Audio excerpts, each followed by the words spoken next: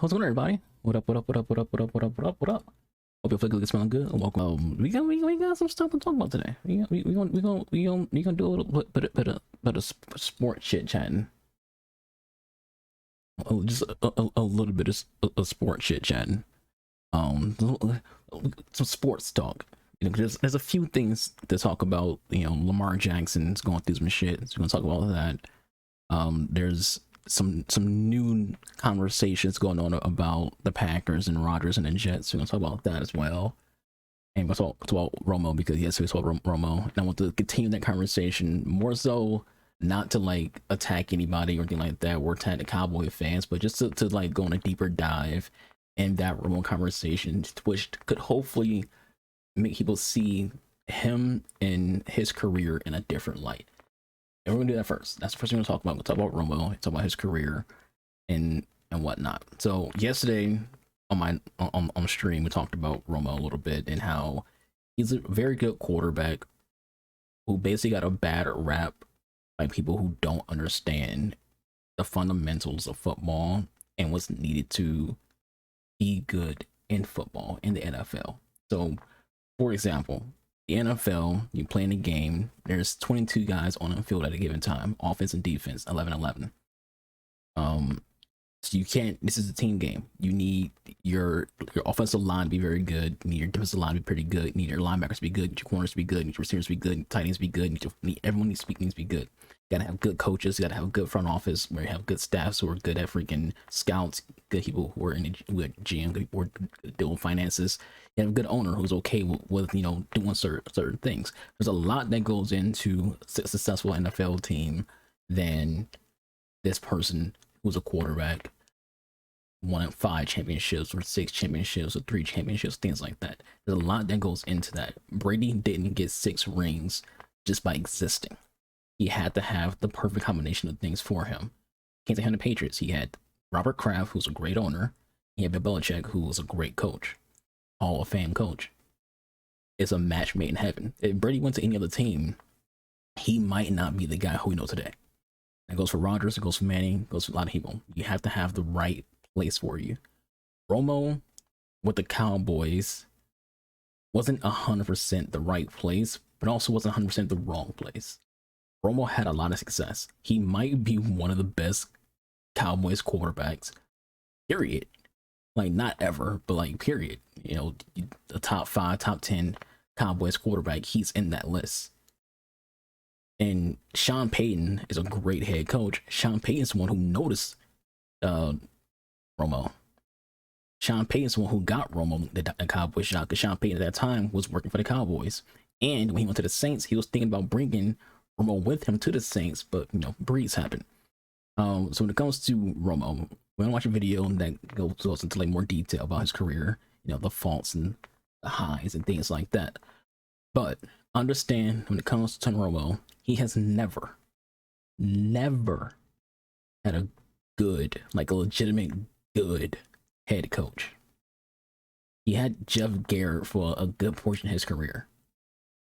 He wasn't very good. But yeah, that's what I was saying.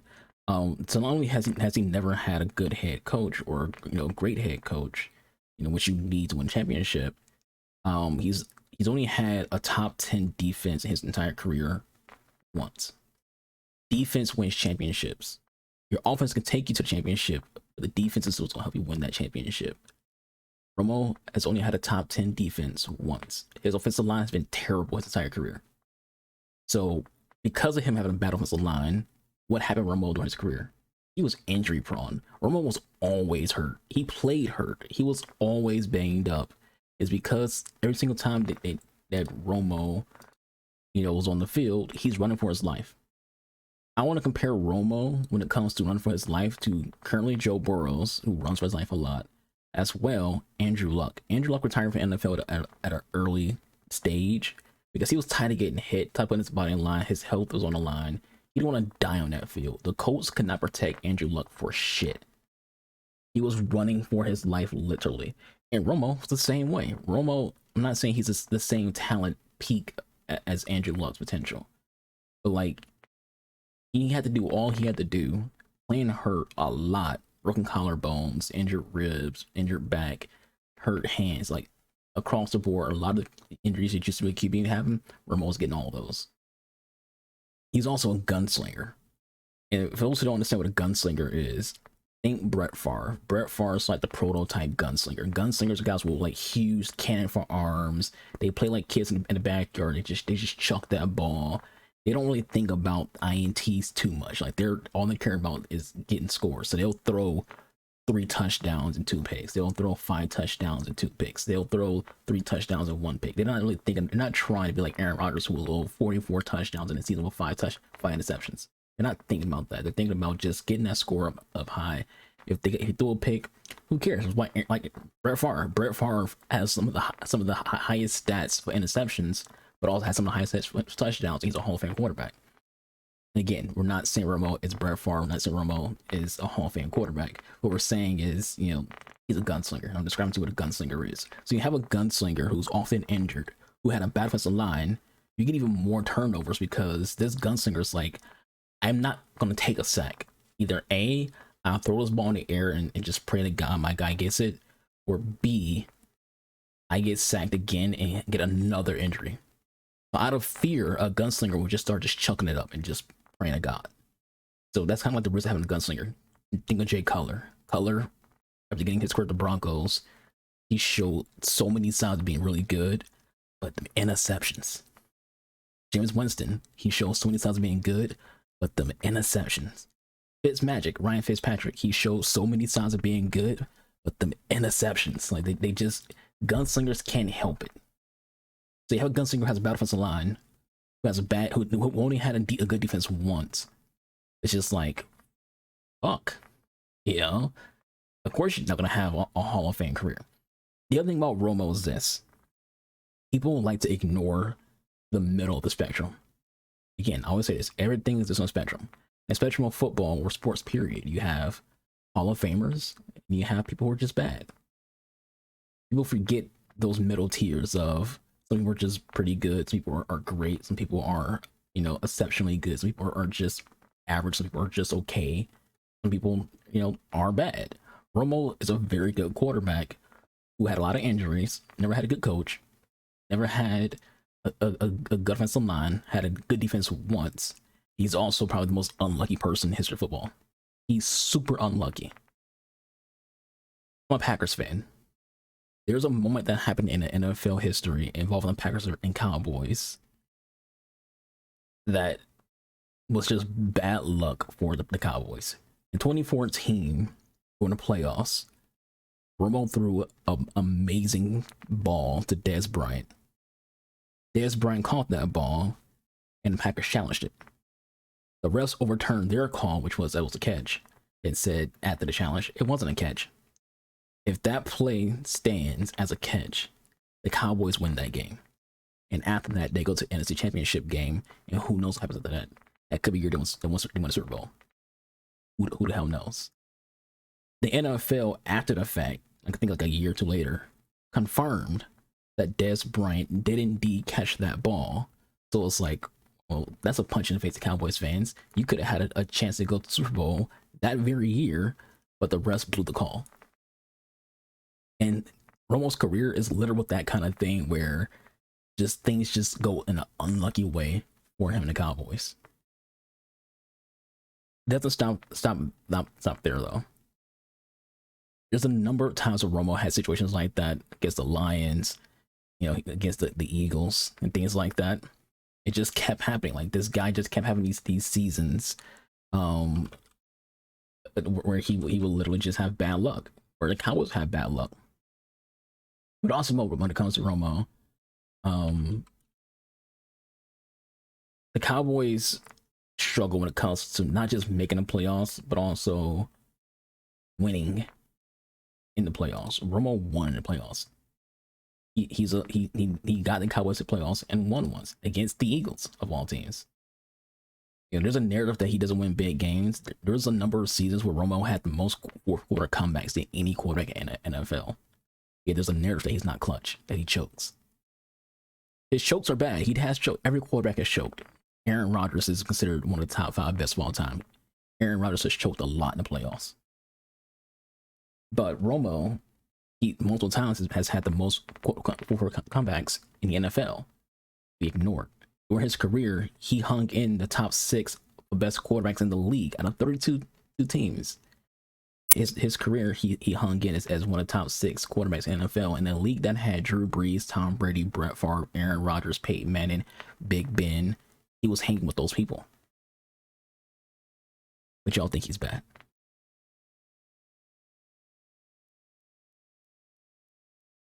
So people often like to mention that Romo struggled against his rivals. Romo is 11-9 against Washington. That's his rival. Romo is 11-9 against the Giants. That's his rival. Romo is 11-8 against the Eagles. That's his rival. Romo has a good record against his divisional rivals. We like to ignore that. You know? There were some teams out there who he struggled with. But those weren't his rivals. You know, he struggled against the Broncos, which, again, I mentioned yesterday that the games he played against the Broncos where his team could have won, but the Cowboys defense just couldn't do shit. And in one of those games, he basically had to make the worst decision possible that you didn't have a choice to make, which was throw it to a guy who seemed open, but he was being covered by Champ Bailey, who's a Hall of Fame cornerback, one of the greatest cornerbacks of all time. And during his peak, his prime, the NFL basically had like one thing going for it: do not throw it anywhere near Champ Bailey. He threw it near Champ Bailey. You know, against my Packers, almost 2-3, so it's not a good record, but so it's not a bad record. Other than the Broncos, Romo doesn't have a bad record against any team in the NFL. Isn't that weird? We have this thought process of how bad Romo is, but other than Denver, who he's 0-3 against, he has a good record or a acceptable record against every NFL team. He's 2-4 in the playoffs, by the way. Some people can't even go freaking get one win in the playoffs. So I want to talk about, before we're going to watch a video about Romo, and we want to talk about Rodgers and Lamar Jackson. One thing I do want to point out when it comes to Romo that no one talks about, and it's his ethnicity. Romo is of Mexican descent. And Popcorn once asked, how come no other race is as united as black people when it comes to celebrities and things like that? Because we defend them and put them on a pedestal and talk about them so much. You don't see a lot of people who are Latino talk about Latino quarterbacks in NFL or Latino players, period. You don't really care about them. You care about, you know, people like Ronaldo, you know, Portuguese, care about people like Neymar, Brazilian, you know, people across the Latino diaspora. You don't talk about like NFL players. So I have a list. This is my list that I found on the internet on the top 5 Latino quarterbacks in NFL history. We're gonna talk about it. All right, so here's that list. Number 1, I don't think this is in order. I'm assuming that it is in order. Jeff Garcia. Jeff Garcia is amazing. Like, he was one of my favorite quarterbacks growing up. I loved Jeff Garcia. I was born and raised in Detroit. Yes, a Packers fan from Detroit. He played for the Lions for a little bit, and you know, I would go to Lions games and see him play, and it's just like, this guy's freaking good. Like, there's the whole eye test. Like, this person is just fucking good. Jeff Garcia was good, and yeah, I do agree that he probably is the best Latino quarterback in NFL history. Mark Sanchez shouldn't even be on this list. Sanchez had the good tangibles and the good ability, but like, you know, other than making to the AFC Championship game twice, he wasn't very good. In both those years, Jets had a good defense, and he didn't win. Sanchez, look at his record. He's basically one game above 500, which means he's barely positive. But he's more known for a meme than his NFL career. So that's why I don't think he should be on a list, because this is kind of like a mockery to like a list that's about the best talent that Latinos have had at quarterback, where you have a guy whose entire career is summed up in one video and one name: butt fumble. He is known for the butt fumble, where in a Jets game, he fumbled the ball at the headbutted his offensive lineman's butt. He ran into his teammate's butt, fumbled the ball. That's what he's known for. Jim Plunkett. A lot of people say he's the greatest Latino quarterback that ever played the game. You know, as it says right here, Luck is one of only 2 Latino quarterbacks to lead an NFL team to Super Bowl win. You know, he wants to do it in a pair of times with the Raiders. And this is like when the Raiders are in their prime. This was the prime Raider years. You know, leading into like John Madden and things like that. Number 4 on this list. You look at that, Antonio Romero Romo. This site acknowledges him as being a great quarterback. Not only that, as being one of the 5 best Latino quarterbacks in the history of NFL. He should be higher. I think he should be like number 1, number 2. He should be. Sanchez should be on the freaking list. Romo should be number 3 on this list at the least. You know, very good record, good chunky yards and touchdowns. This is someone who's injury prone as hell on this list. I think if Latinos got behind Romo the way black people get behind Cam Newton when he was in his prime, behind Michael Vick, behind Kyler Murray, behind Lamar Jackson, the narrative about Romo will be different. Because when people talk about shit, because in the black community, people talk shit about our quarterbacks, like Jalen Hurts, we immediately defend them. Like, oh, you're just saying that because, you know, this, and this. We got that back. And the last one was Tom Flores.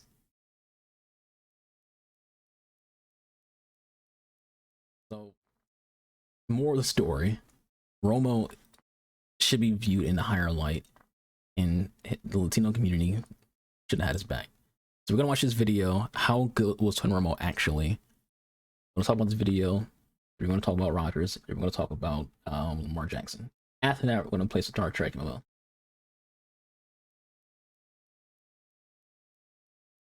Turn this down a little bit.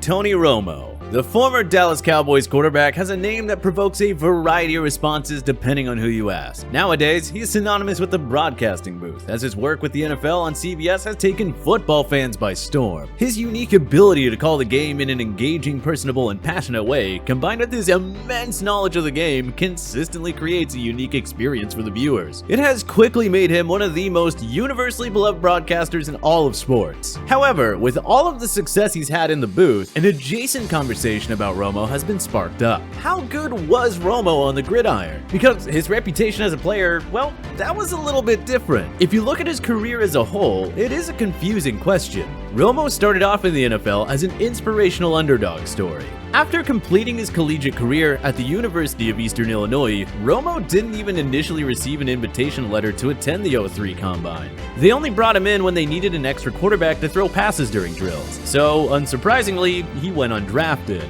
and was only scooped up by Dallas because Dallas offensive coordinator at the time, Sean Payton, had also been a quarterback at Eastern Illinois, and he took a liking to Romo. That underdog lore didn't last long for Romo, especially not after he parlayed some early success, replacing Drew Bledsoe during the 2006 season into a starting role. The irony here as well.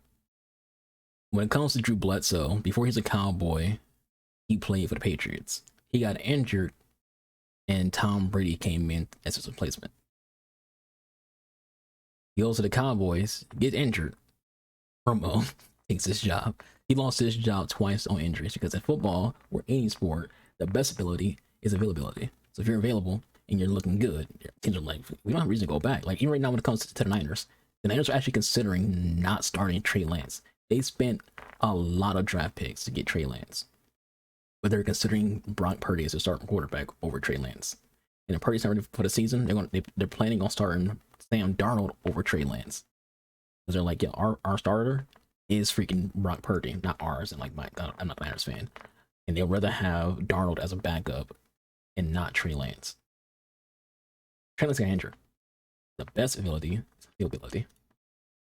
But that's what happens when you play your entire career for the Dallas Cowboys. You immediately end up under the spotlight. Just like everything else that happened. The other thing, he plays for the Cowboys. If Romo played for any other NFL team, people wouldn't be as hard on him because he's not playing for basically one of the most famous teams on the planet. The Cowboys suck. They've been bad in terms of not winning championships. And championships aren't the whole story. They've had good years the entire time of what I'm about to say. But in terms of winning a championship, They haven't won one since the 90s, 95. They haven't even won the NFC Championship game since 95. So from that time till now, one of the most famous teams in all sports, not just football, all sports, hasn't really won the big one in a long time. And it's about all sports, like Cowboys, Red Wings, Lakers, Celtics, Patriots, Steelers, Packers, Barcelona, Man United, Real Madrid, Man City. Like those are like the biggest sport clubs in the world. Everyone, you can go to freaking Machu Picchu, fucking the Netherlands, or fucking Greenland, or freaking Taiwan, and they all know those names. He's playing for one of the most well-known sport franchises in the world. That's a spotlight on you. And no matter how good you play, if you're not great, if you're not winning championships, people think you're doing bad, even though you weren't. In Jerry Jones' orbit, Romo was analyzed under a microscope. But don't get it twisted. Romo was no slouch. During his run as QB1 in Dallas, he established himself as one of the most successful players in the All right, we're pausing a lot, but these people are considered the best Cowboys of all time. When it comes to quarterbacks, at least. You know, they're not considered the best of all time when it comes to Dallas, because usually that goes to Emmitt Smith or Michael Irvin. But when it comes to the quarterbacks, people usually say Rodgers, Staubach, or Raymond. Romo has a career pass rating better than both. Illustrious history of the Cowboys franchise. After all, the guy holds several Cowboys team records, including passing touchdowns with 248, passing yards at 34,183, most games with at least 300 passing yards, and games with 3 or more touchdown passes, having notched 40, doubling the previous mark of 20 set by Danny White. He also held a high. So not only does he have the higher QBR than those people I mentioned before, Staubach and Aikman, he also has the franchise records for all those 4 things that you just saw. Then you have like these things where franchise record, most game-winning drives. That means comebacks, and fourth quarter comebacks, 24, but from 2006 to 15, the highest career fourth quarter overtime passer rating, and is for that time as well. These are great statistics. Higher passer rating in the fourth quarter than any other NFL quarterback from 2006 to 2013. And subsequently, he set the NFL record for career QB rating in the fourth quarter of games. All of that sounds pretty good, right? Tack on 4 trips to the Pro Bowl, an All-Pro selection, and an impressive assortment of other statistical achievements, like notching 2 5-touchdown games, becoming the first Cowboys quarterback to ever average over 300 passing yards in a season, and leading 28 fourth quarter game-winning drives, and it really paints a pretty picture of what Romo was like as an NFL quarterback. But the numbers don't tell the full Tony Romo story. There's a reason that the narrative surrounding Romo's playing career is not necessarily one that will end in Canton. And a big part of that is, despite having all those fourth quarter comebacks on his resume, Romo was best known for his inability to get the job done when the Cowboys needed him most. Fair or not, the fact of the matter is that Romo only led the Cowboys to the postseason 4 times in 12 seasons since becoming the full starter in 2005. Romo did lose most of his 2015 season to injury after leading the Cowboys to that season. There's a number of seasons where either he missed an entire season, missed half a season, or missed a number of games that would have been crucial for the Cowboys because he just couldn't stay healthy. And the reason why he couldn't stay healthy, because their O-line sucked.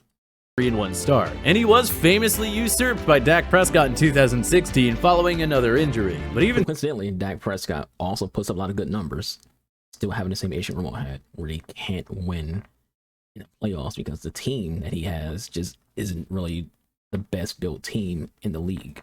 Like they light up the scoreboard, but Ezekiel Elliott was super inconsistent. The O-line was pretty bad, and because of that, Dak Prescott also happened to be injured all the time, damn near, because the offensive line for the Cowboys still freaking sucks. And the defense, now they have some stars like Micah Parsons and what's his name, the Diggs brother.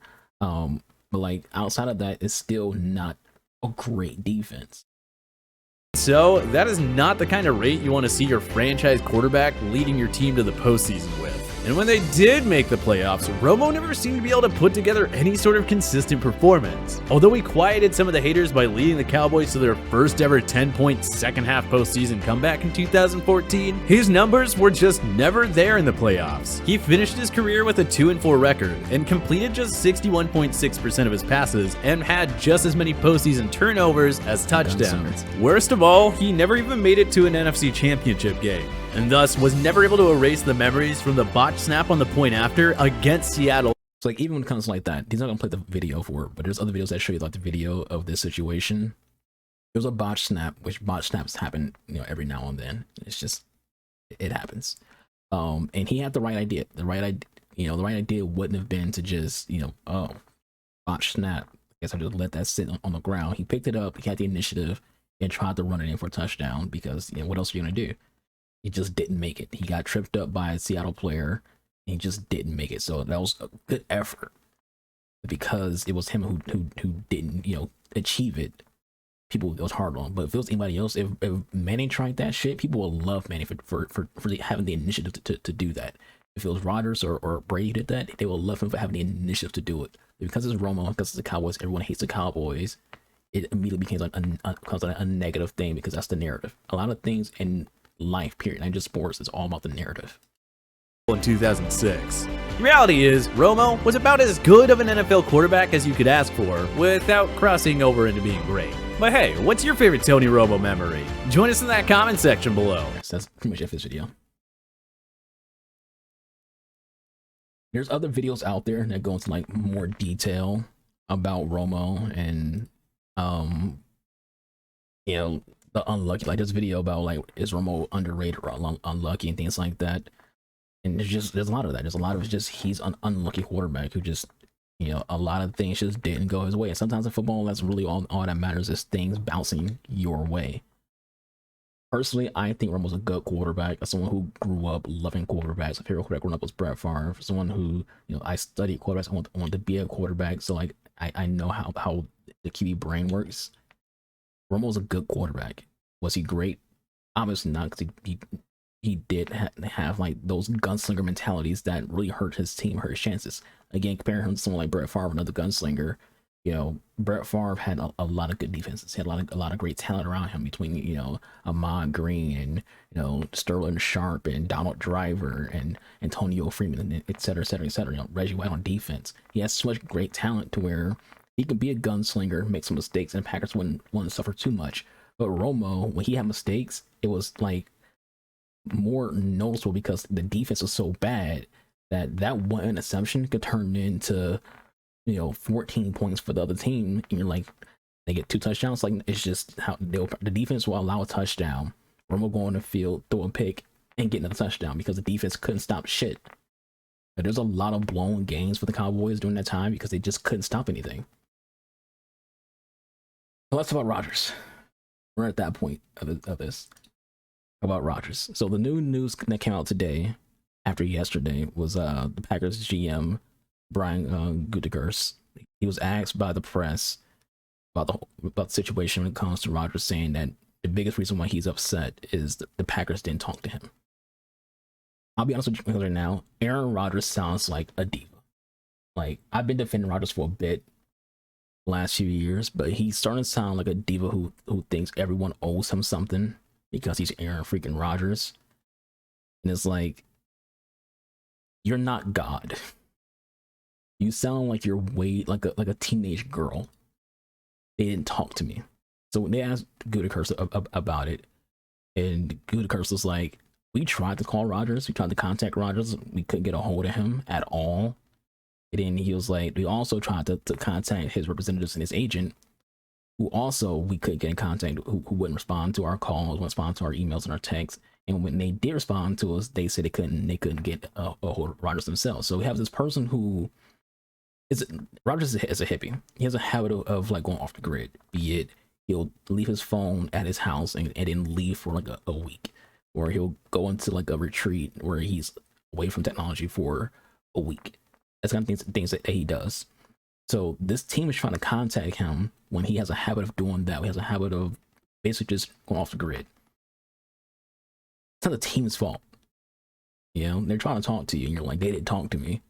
I came out of my retreat and found out that the team was to consider moving on. It's like, because they're running a business.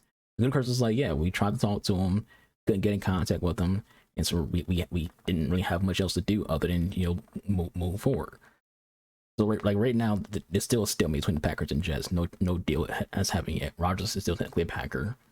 He likely won't play for the Packers ever again, but I feel like this entire situation in Saga is going to taint his legacy. You know, like it doesn't matter what he does with the Jets or anything like that.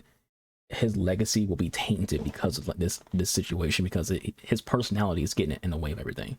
You know, it's becoming he said, she said, or in this case, he said, when it comes to like who's lying, who's telling the truth about communication. You know, is it fair for Rodgers to feel like he needs to like be communicated with, you know, the way he wants to be communicated with, and all this extra stuff?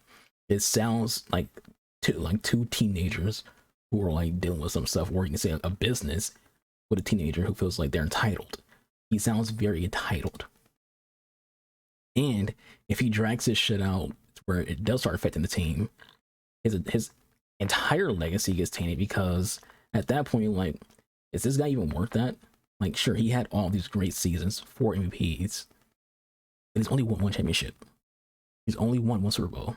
Is he entitled to like how he's acting when you only won 1 Super Bowl, when you've choked away numerous playoff games?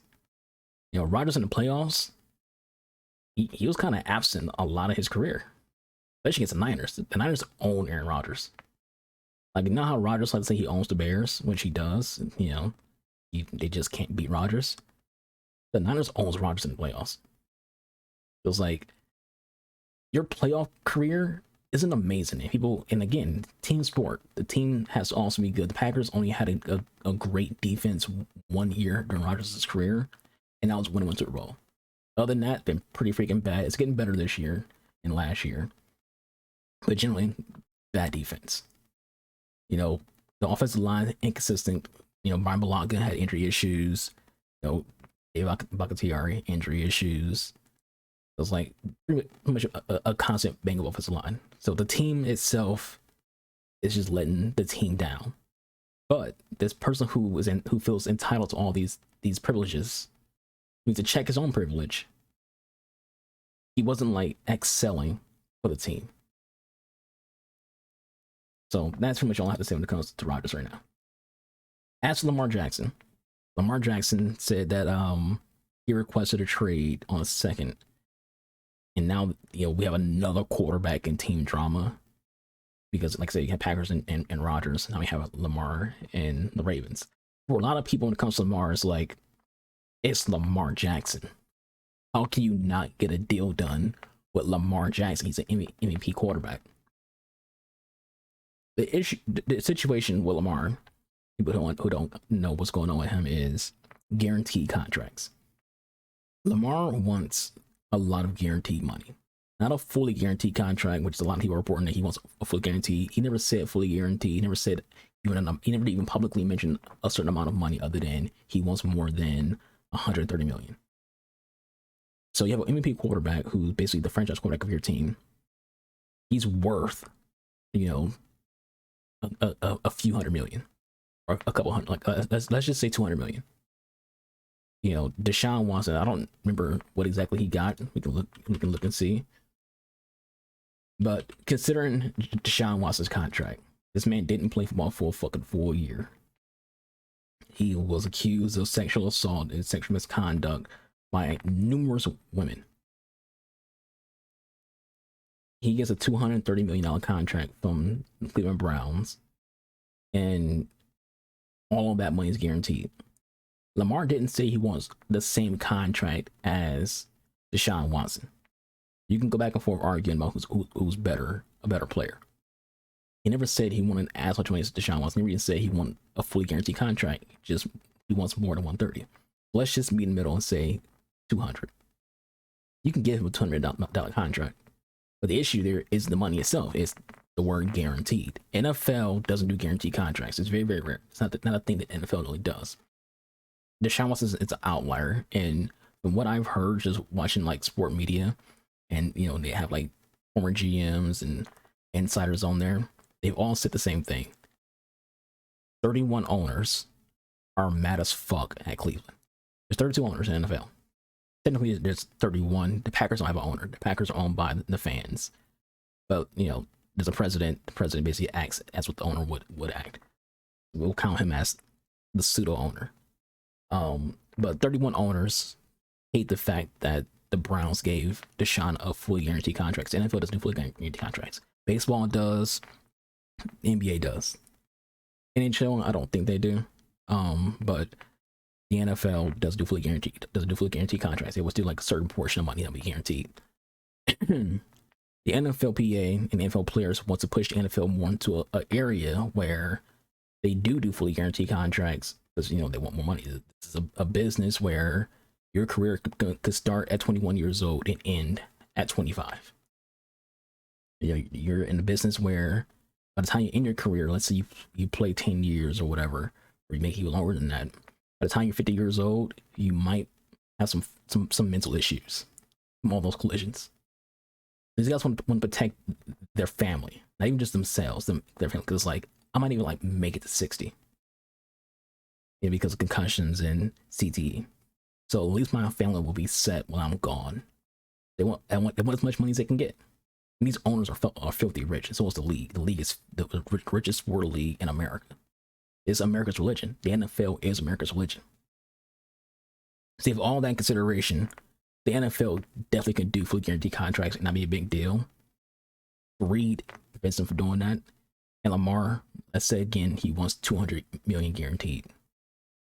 The league doesn't want the Ravens to do that. Will there be a team who does it? Who knows? There might be a team who's like, you know what? We can do that. Let's just give him $200 million guaranteed, or even 160 guaranteed, or 180 guaranteed, and get a contract done with Lamar, and get a trade done, because it's going to be a trade.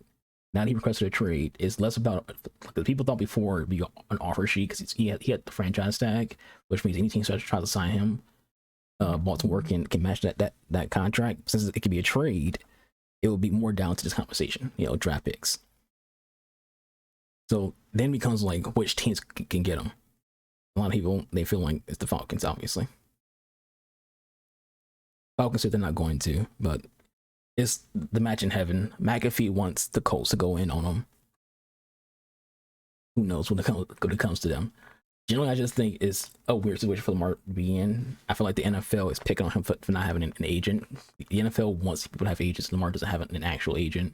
So the NFL is intentionally like fucking with him because they have an agent. And then again, it's the whole greed.